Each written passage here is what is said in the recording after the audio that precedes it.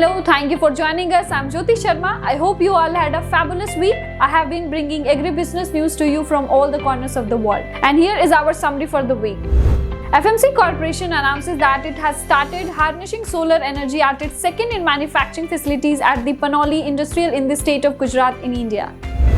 New Holland Agriculture, a global agriculture brand of CNH Industrial NV, was awarded a silver and bronze medal at the SIMA 2021 Innovation Awards in recognition for its innovation in combine harvesting technology. At the 2021 edition of the Edison Award, New Holland Agriculture was awarded the gold medal for its groundbreaking loop master knotting technology featured on its Big Bella 2090 High Density and Big Bella Plus range. ITC is pleased by the opportunity to support the setup of 200-bed medical facilities in Kolkata by medical super specialty hospitals for COVID-19 treatment.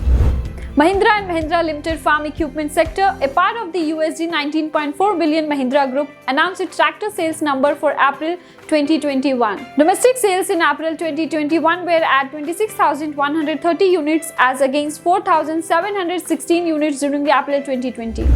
Sammuniti are excited to announce the first edition of the Manas Sammuniti Startup Awards, kicking off with the theme Building the Agriculture Ecosystem with the New Agriculture Startups. Escorts Agri Machinery in April 2021 sold 6,979 tractors, registering a growth of 889.9% as against 705 tractors sold in April 2020. Domestic tractor sales in April 2021 were at 6,386 tractors, registering a growth of 941.8% against 613 tractors in April 2020.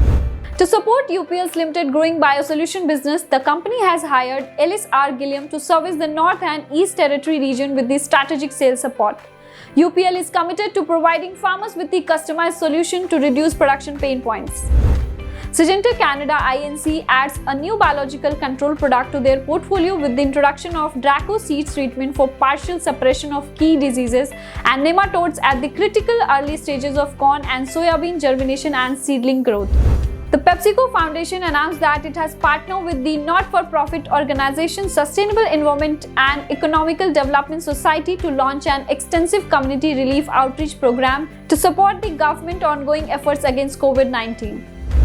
Cropin is honored and humbled to be declared as the winner in the AgriFin LA Awards 2021 by Mercy Crops AgriFin under the Building Regional Digital Ecosystem for Farmers category.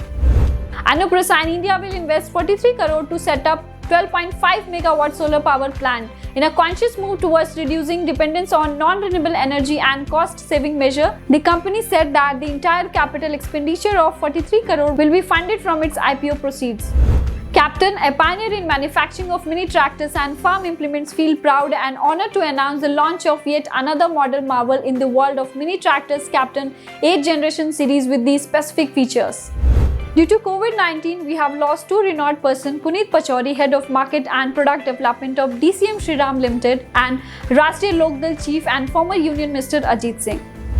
Apida has collaborated with Uttarakhand Agriculture Produce Marketing Board and Just Organic in a major boost to exports of organic products from the country. The first consignments of millets grown in Himalayas would be exported to Denmark. Safex Chemicals India Limited announces acquiring Mumbai-based Shogun Organics Limited. The acquisition will provide Safex a platform to backward integrate into the agrochemical technical segment and enter home care and agrochemical technical manufacturing segment. UPL Limited announced a 2-year agreement with the Soil Health Institute, a non-profit organization whose mission is to safeguard and enhance the vitality and productivity of soil through scientific research and advancement. For more agri updates, keep watching Krishi Jagran. Thank you.